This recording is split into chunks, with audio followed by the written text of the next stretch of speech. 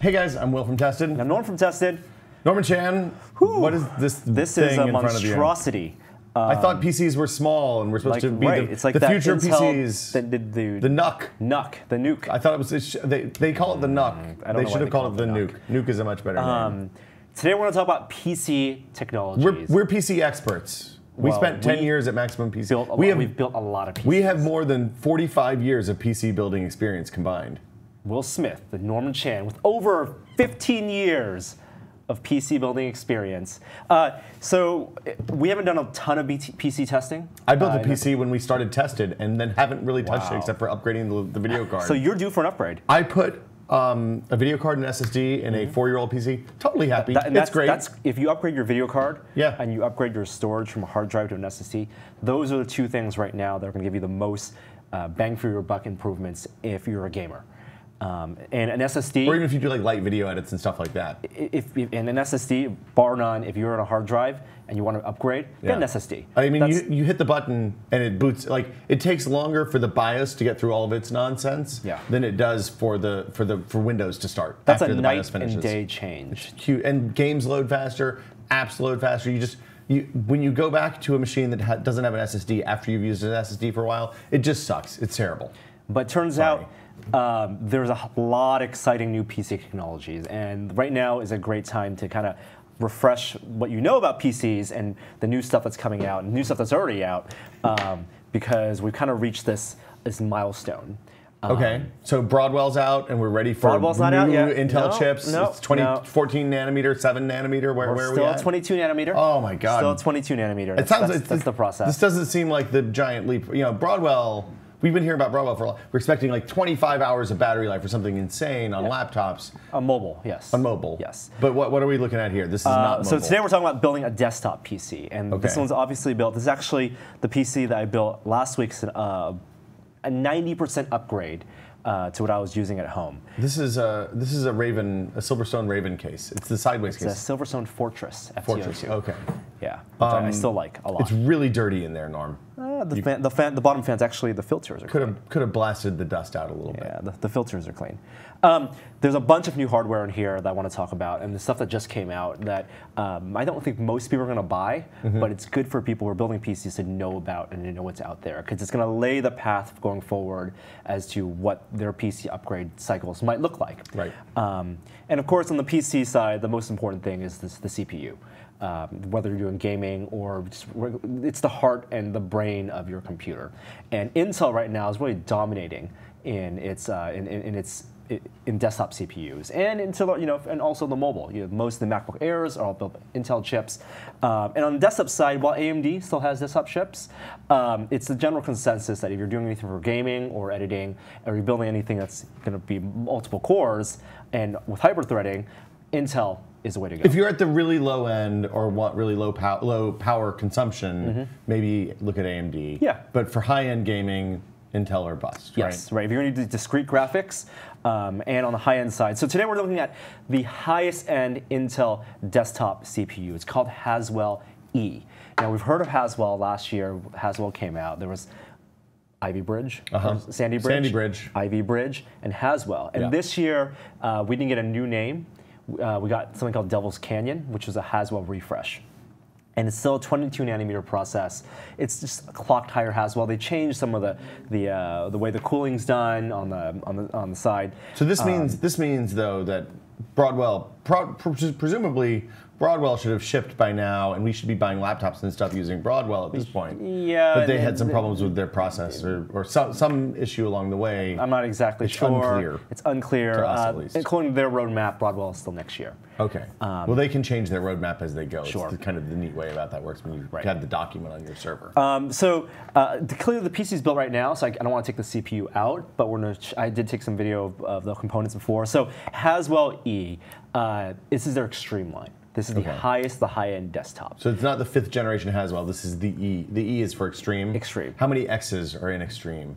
There's actually only one X. This is in terms of the chip. It's the 5960X. Okay. And this Intel always does, you know, their i5, i3, i5, i7, and then the high end of the i7, $1,000 CPU. And just to be clear, the high-end Intel CPU, since I've been building PCs starting in like 1994, has been $1,000. That's kind of their price. They're like, hey guys, this is the good one. It's probably 10% faster than the next one down. Traditionally, maybe not with this one, but it's $1,000 versus 500. So, and the decision for high-end PC builders is, you know, they know if they're going to build every 2 years and they're going to build and spend $1,000 on CPU, is it worth it to spend $1,000? Are you getting really that much more? So let's take a step. Is it worth building a new PC every 2 years at this point? Lloyd does it.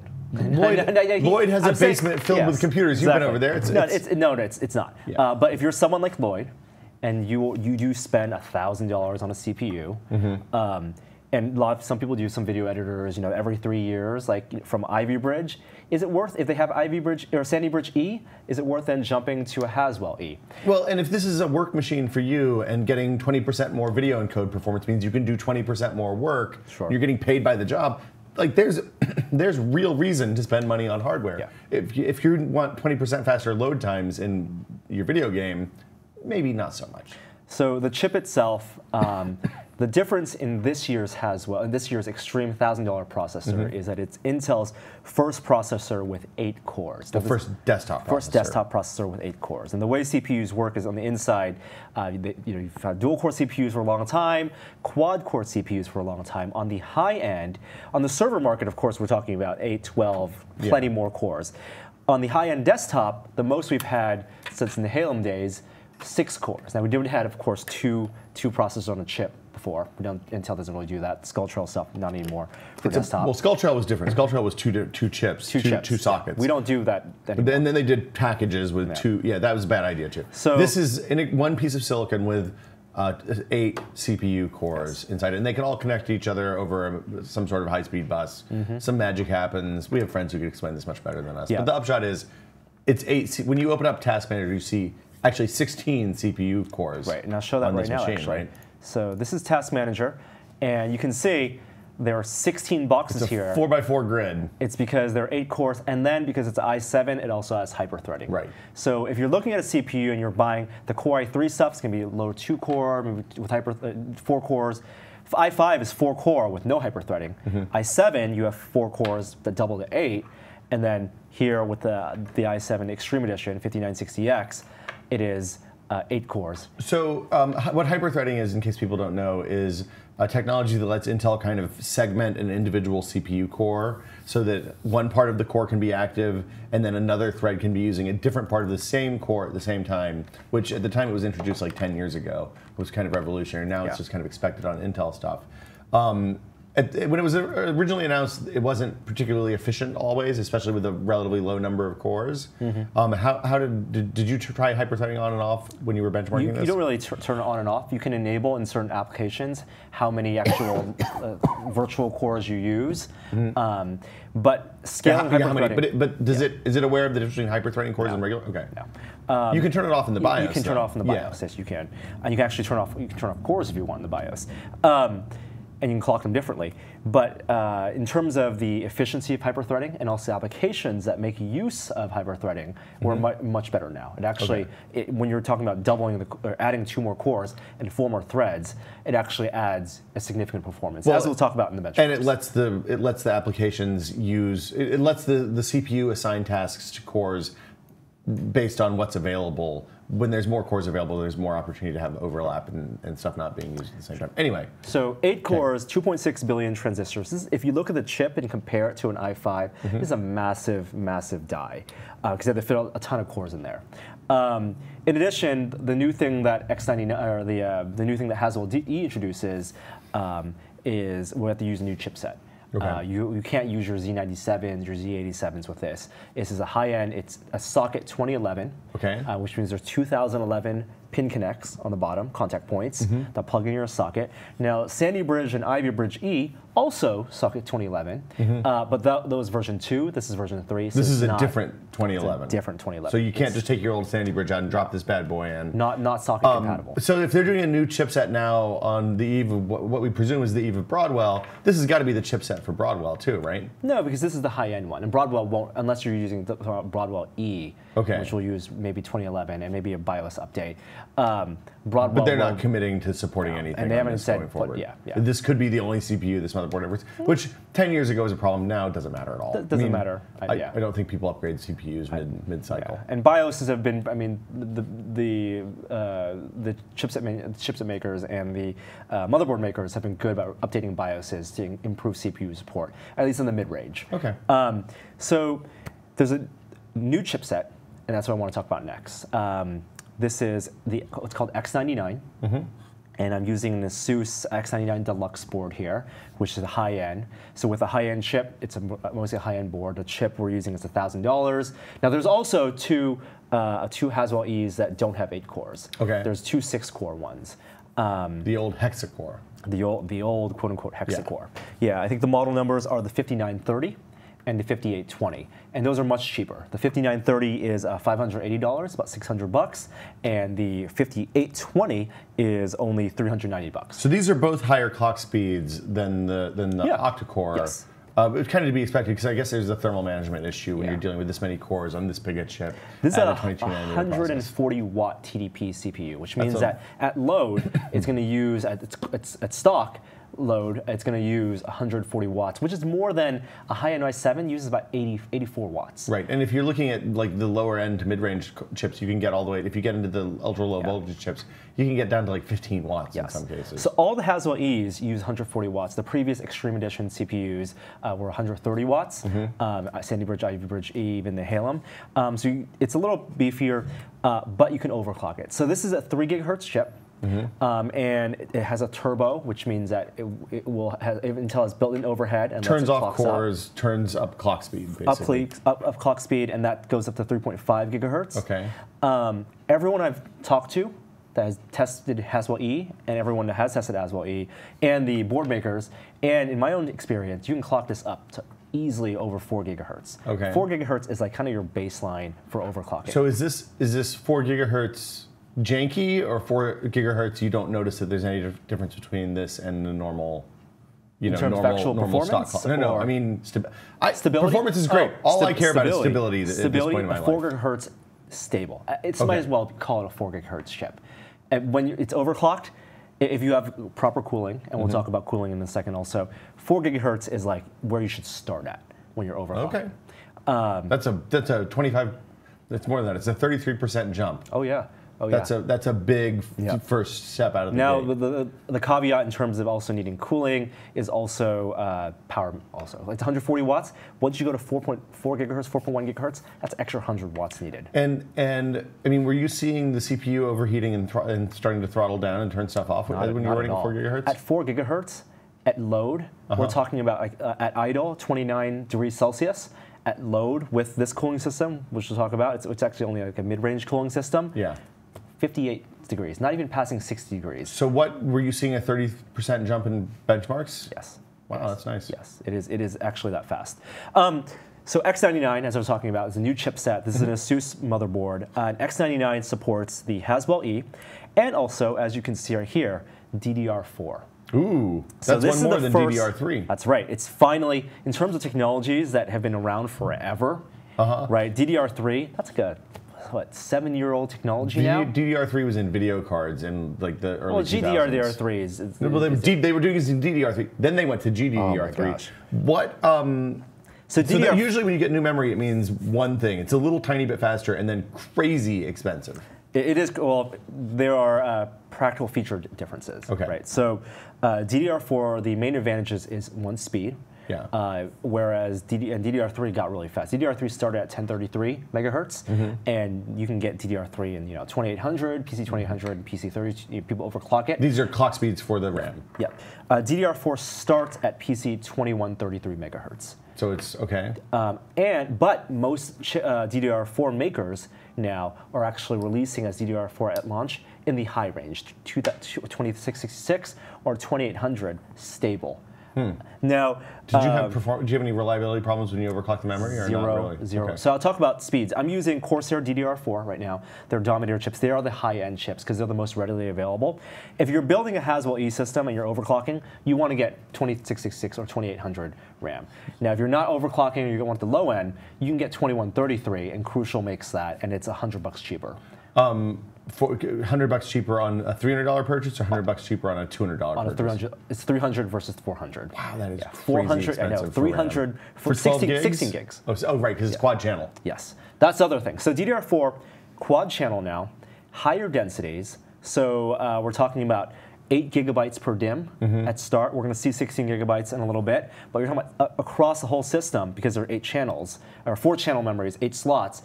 64 gigs of RAM you can put in the system right now. Well, no problem. So you're building a small server for I mean, you're Bitcoin mining, but you don't have a custom Bitcoin miner. If you're doing like rendering, you can always use more memory. If you're doing 3D rendering, if you're using photogrammetry stuff, more memory CAD, whatever. is also. So this is a workstation board. Yes. I mean, most people, gamers, are not going to need that. When you say most, you mean most gamers or most gamers. people? Most people. Gamers don't need this. Most people, gamers are not going to need this. Okay. Now this clocks up stably with the CPU up to like 3100 megahertz, PC 3100 from a 2800, rock solid, no problem. In terms of buying RAM, regardless if you're buying DDR4 or DDR3, there are a couple of things you should know. And I don't know if most people know this. One, if you're buying RAM, some are marked XMP, which is extreme memory profile. You need to enable it in the BIOS. You're not going to get the speeds of your RAM, even if you buy the PC 2800. XMP is a little memory chip on the BIOS, on the RAM that says, hey, here's what I can do to the BIOS. Right, so your motherboard just sets it up automatically, and you don't know what have to have cast to latency timings and all that stuff. The standards institution that regulates speed of memory and stuff, JEDC, JEDEC, they cap this at 2133, which is what the CPU technically. So if you look inside the CPU, it says that the RAM, the memory, is supported up to 2133. When clearly I'm not using 2133 RAM. Yeah, what peasant would run 2133 RAM? And the memory here is when I look at oh, that's not what I wanted. I'll show that in a second. But anyway. This PC 2800 RAM, close to 3100, you need to enable XMP. When you're buying RAM, the things you need to know, capacity matters the most. Like bigger is better. We're Americans, we know that. Well, you're going to run out of capacity before you reach in the speed. Are you realistically going to run out of capacity with 24 gigs of RAM? When you're upgrading, if you have 4 gigs right now, instead of buying faster memory, buy more memory first as a prescriptive thing. It depends on what you're doing, though. Like if you're going to run 16 gigs of RAM is a ton if you're just playing video games. I'm saying that if you're at 4 gigs, and if you're looking to either buy faster 4 gigs memory, fair enough. The things you should prioritize in terms of buying are capacity first, then after that, the distribution to maximize your channels. So if you run a tri-channel system and your options are buying 2 sticks of 4 gigs or 3 sticks of 2 gigs, get 3 sticks of 2 gigs. Is better than 8 gigs in this case. Yes, exactly. And then making sure your memory's in the right channels, the proper channels, and then speeds, and then your clock timings. I mean, ultimately, the speeds and clock timings and stuff only really matter if you're going to get serious about overclocking. I mean, otherwise you can go buy the cheapest stuff from a reputable manufacturer. Yeah, and people go on Newegg all the time, and they search RAM. They search, DDR3, 16 gigs, and then they see 50 listings, and they don't know what they're looking for. Here's what you should look for: capacity, the channel splitting, whether you support the number of modules. So if you have most systems these days are dual channel systems, you need 2 sticks to make that work. Right. If you have a tri-channel system, which is rare, you need 3 sticks. And if you have one of the new quad channel systems, you need 1, 2, 3, 4 sticks. 4 sticks, exactly. What about fancy boxes? And like if you look at that memory, it has some cool plastic shells and stuff on the outside. You don't care about it. Doesn't matter? Doesn't matter. That's all. It's all those blue value guys add. The colors you can change, the lights you can change. That's pretty cool. And then speeds, of course, matter. And then memory timings, usually they'll say like C8, C9, C10. Those are your memory timings. Lower is better. Okay. Lower is a lot better. Some more the number of cycles it takes to reset some feature inside the RAM. Yeah. Right now, these are C15s. That's pretty slow. Pretty slow, but what you care about is the memory speed divided by the timings, and that ratio is what matters for RAM. So does DDR4 transfer more stuff per cycle than just like is it multiple transfers per clock cycle, or is it just two transfers? It's the same thing. Same as DDR. It's just faster DDR2, RAM. DDR3. Exactly. It's just faster, higher density. It's a little lower latency now, but. And then expandability and lower power management. You can right now. I think it starts at 1.2 volts is lower power. Like I think 1.3 was what DDR3 was using power consumption. So that's DDR4. Can we talk about expensive. the cooler? Yes. Yeah. $400 is expensive. Like I haven't paid $400 for memory since the Taiwanese memory factory fires of the early 2000s. Right. The cooler. So I'm using an H80 here. It's a Corsair cooler. Now, if you're building any Haswell-E systems.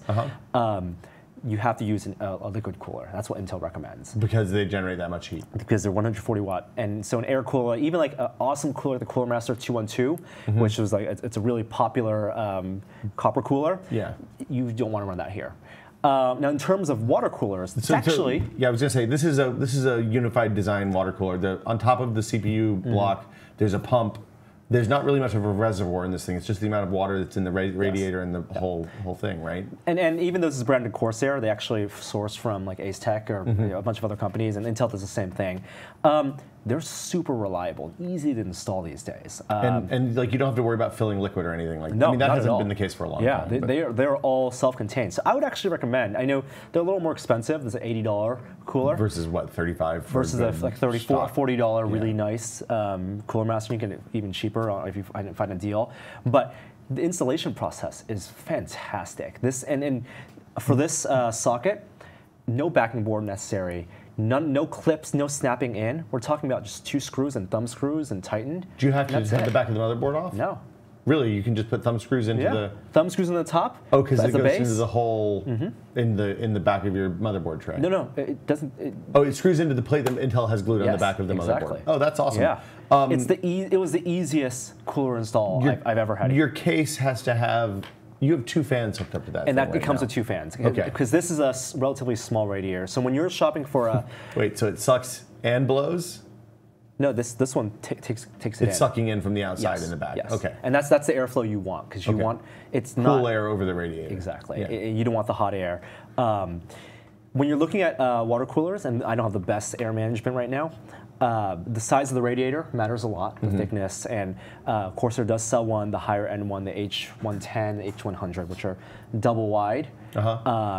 But for the H80, which is like their mid-range, you want to put the 2 fans on. You need fans on both sides. And this is basically, this will go basically in any machine that has a 120 centimeter, 12 centimeter fan mount? Exactly. Okay. 120 millimeter on top, which is why I'm using that one for this case. This case doesn't support, I mean, I guess some people have taken out the bottoms and put the long radiators in the bottoms. Well, and then there's some people that like, you'll have a thing on a side that has a 100, it's basically 2 120 millimeter fan mounts side by side for a large radiator, and some even go up to 3. It's not even that much more expensive to buy the higher end liquid cooler from Corsair. It's like 20 bucks more. So this is $70 versus 80 90? $80 over about 100.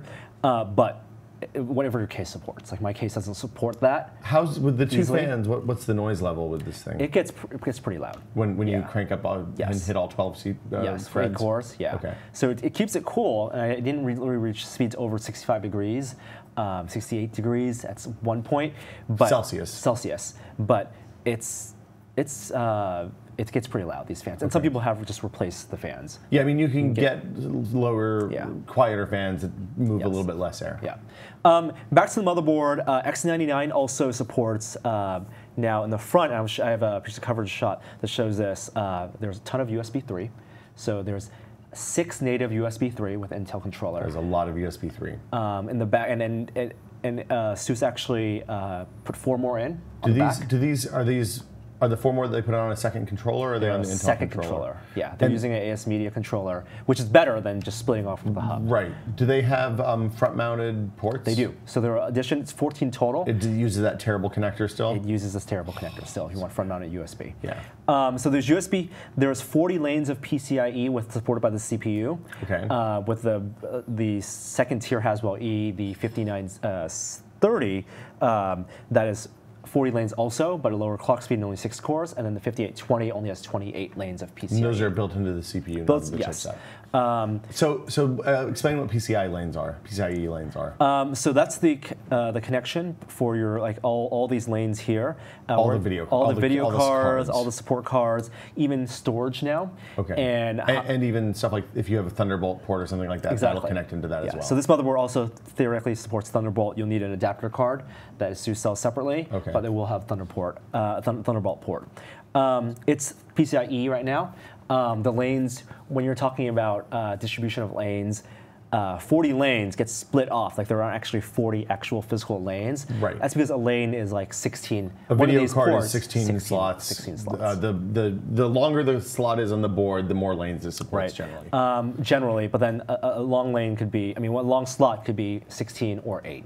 Well, it uses depending on what if you put a sound card into a 16 lane slot, it's going to be a 1-lane sound card regardless of what you do. And that's something you should notice when you're building a PC too. Read the motherboard manual, because where you put the video card matters, because sometimes the distribution of lanes and the allocation is different. Well, because is this machine, I assume this is designed for SLI so that they can sell expensive-ass gaming PCs. Oh yeah, and with 40 lanes, it's designed for 3 cards. 3 tri-SLI. Yeah. But you can run tri-SLI 1616 or 8816 or something.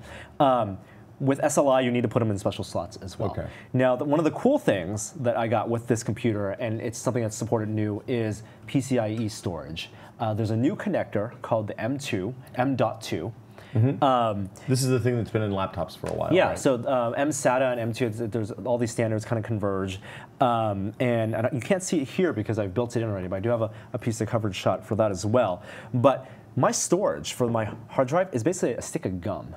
It's a 22 nanometer or a millimeter wide stick, not nanometer. I wish it was 22 nanometer. You had to get a pair of micro manipulators to install it. Yeah. That's funny. 22 millimeters, and then it's stacked up high. Yeah. So the larger the storage is, the higher it is. It came out last year. You can actually buy it in PCI lanes, and SUSE includes an adapter if you want to shove that into an actual PCI slot. So it's just a physical connect. The adapter that you use is a physical connector adapter, not a. There's not like a controller on the card, and then it has to go through an extra layer of abstraction. No, because it's just PCIe. Yeah, so the M2, it doesn't provide power, or it does provide power. Yeah. But the M2 slot is just a smaller slot. There's a bracket. Is there one on the board? There. There's one on the board. Oh, that's nice. Yeah. So my storage is plugged in right there. It's just like a stick of gum sticking up. So you use those for the like small machines like the Bricks and the Nuke and stuff like that as well. Mm-hmm. When you want a machine that's smaller, then you can fit even a 2.5-inch hard drive in. Now, in terms of new technologies, PCIe-based storage is also expensive. It's been around for a long time on the server side, starting with like RAM drives. You just loaded a bunch of DDR4 into it, and then if the power went off, that stuff went away. So people only use that in data centers and stuff. There's power redundancy. This new stuff, though, works just like a normal SSD. It just happens to be a much smaller size and has a faster connection to the PC, right? Yeah, so SSDs, as we talked about in the very begining, it's like the easiest upgrade you can make, and it's surprising how cheap SSDs are now. If you want to buy a good one, from Samsung, we're talking about like around 50 cents a gigabyte. Yeah, you can get a 500. That means you literally can buy a 500-ish gigabyte SSD for like $250. Right. In terms of PCIe-based storage, it's about still $1 a gigabyte, a little less than $1. For 256 gigs, which I have here, it's about $230. That's still, I think, a pretty fair price.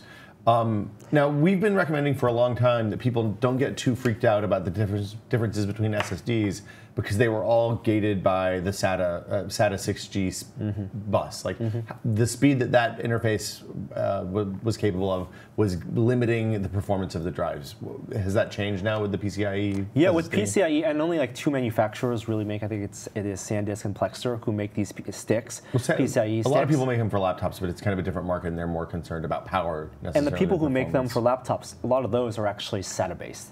They're using the same M2 port. It's not actually, you're not tapping into the PCIe lanes. So that's something, if you search online for M.2 and you want to buy the M.2 storage, if you buy a SATA one, it's going to be the same as if you plug into your standard old SATA. So this will work with the SATA one as well? Yeah, yeah. The SATA one can plug in. So will this work with the Apple? Because Apple's been using PCIe SSDs in newer laptops. But those are soldered on directly. Are they? Yes, with the MacBook ones. They're soldered on directly. They're not actually ones you can extract or replace in.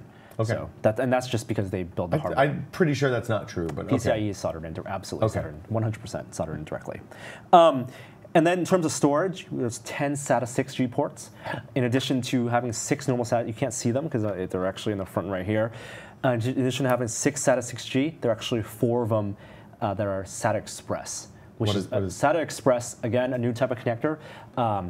It looks like 2 SATA ports plus a separate little thing. So it's almost, think of it like a USB 3 style really wide connector cable. Okay. It's backwards compatible in the sense that there are 2 SATA 6G ports next to each other. You can use each of those ports as a SATA 6G port?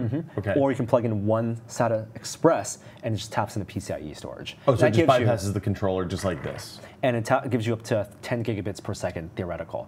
Now with the M2 though, because you can take up 4 lanes of PCIe, that gives you up to theoretically 32 gigabits per second in the future. It's crazy fast. Yes, crazy fast. And no SSDs are going to take advantage of 32 gigs a second right now. 10 gigabits per second, absolutely. Okay. And I'm getting those speeds with this chip. I'm getting, in terms of sequential reads, over 700 megabytes per second, compared to a Samsung SSD where you're hitting about 500, 510 megabytes per second. So you're paying more, almost double for storage, but you're getting a 20% boost.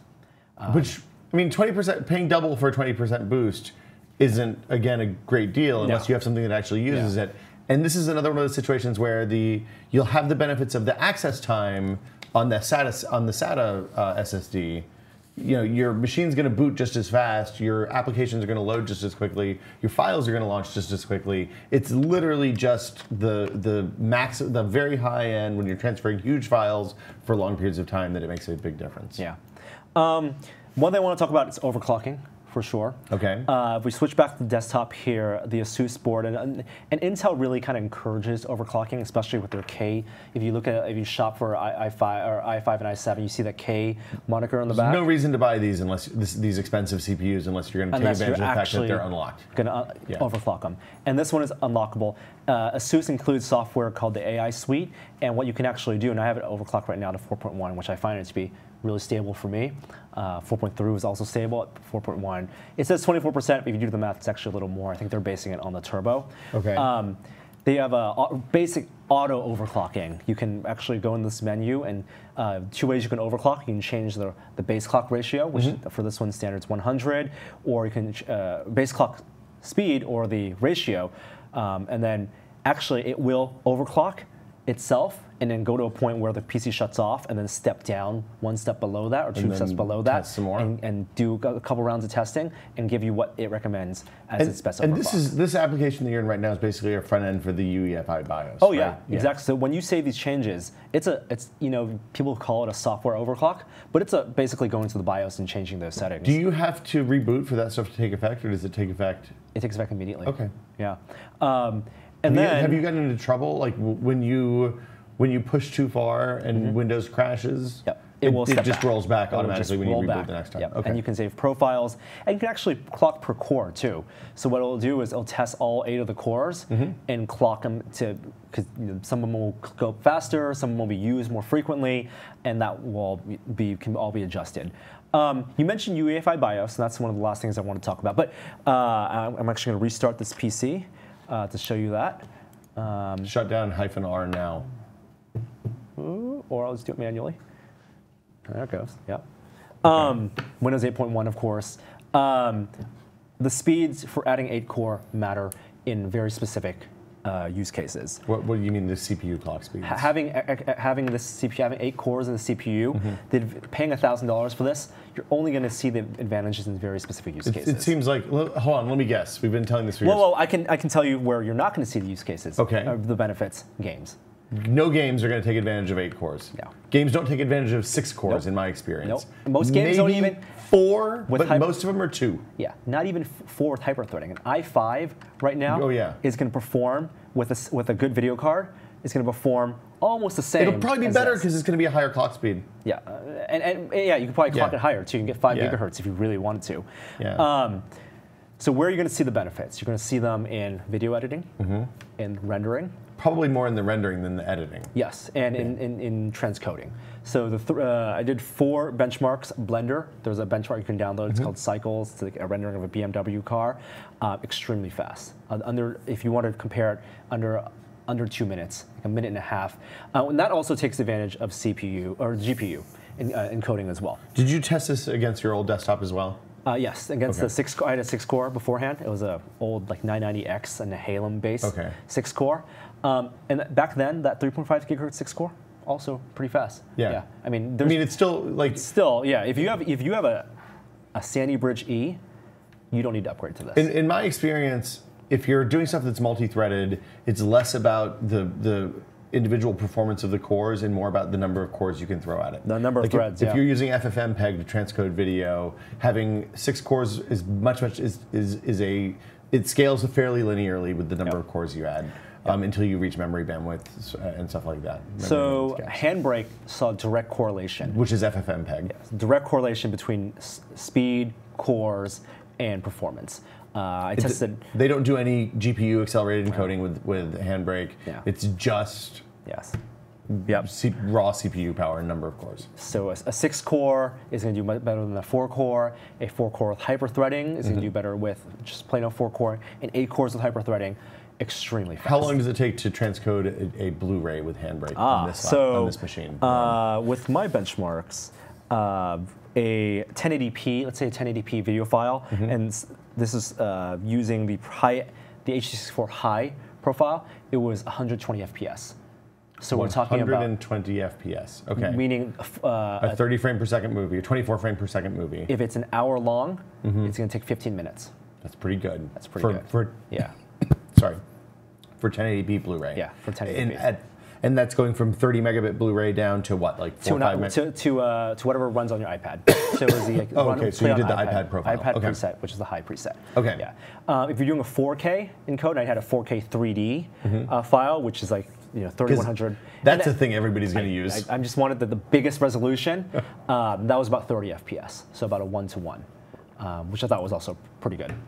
The thing that you're going to see the advantages of not only cores and clock speed, but also the memory, is a thing like Photoscan.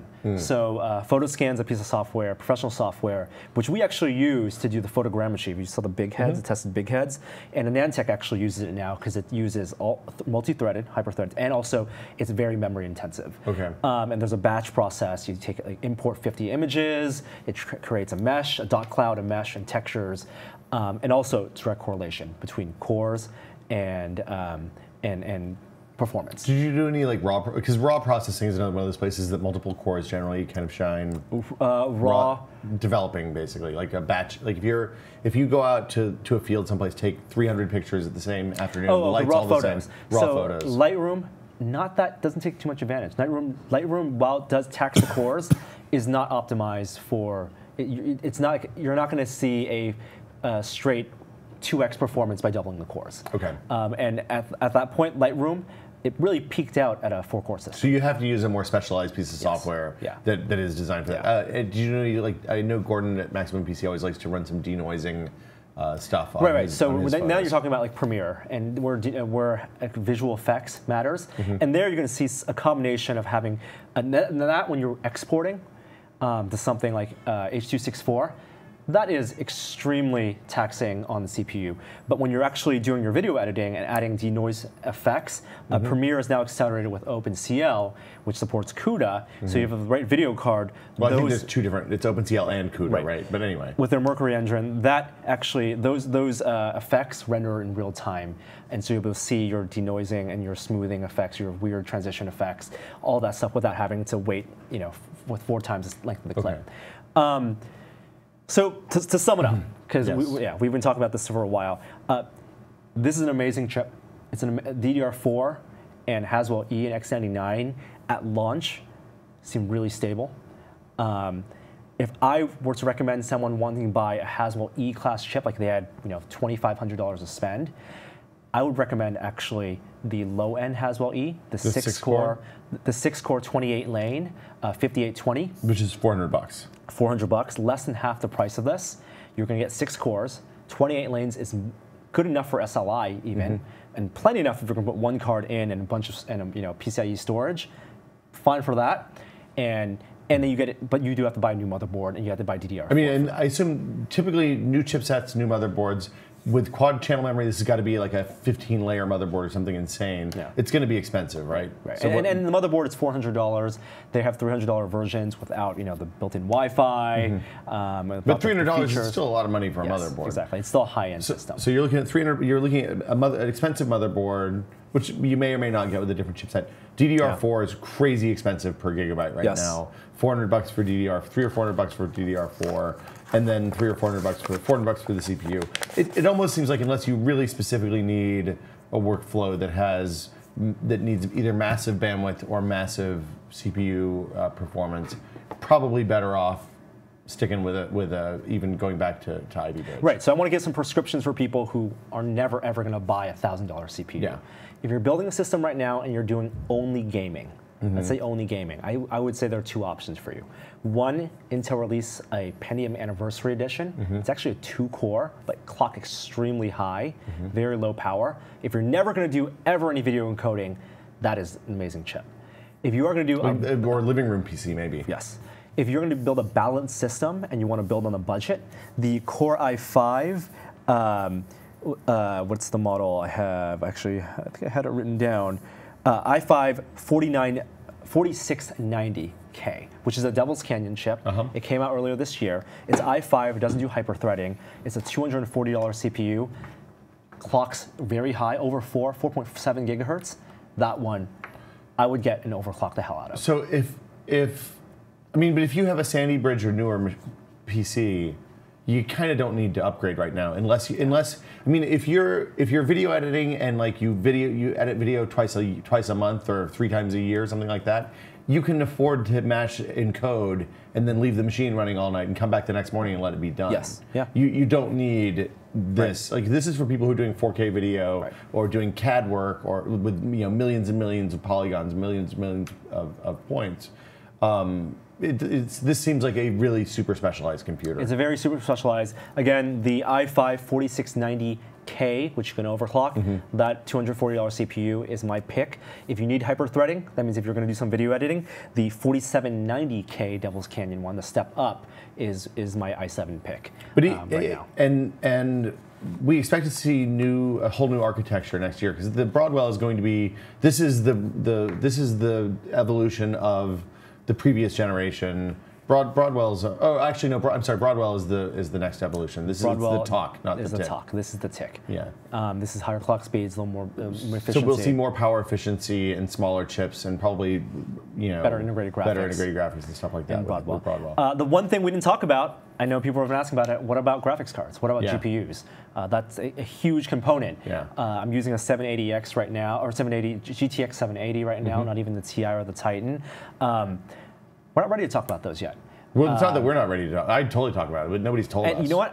We haven't signed any NDAs, and no one's told us anything. But my guess is very soon we're going to see some big news with graphics cards. The 780 series is more than a year old.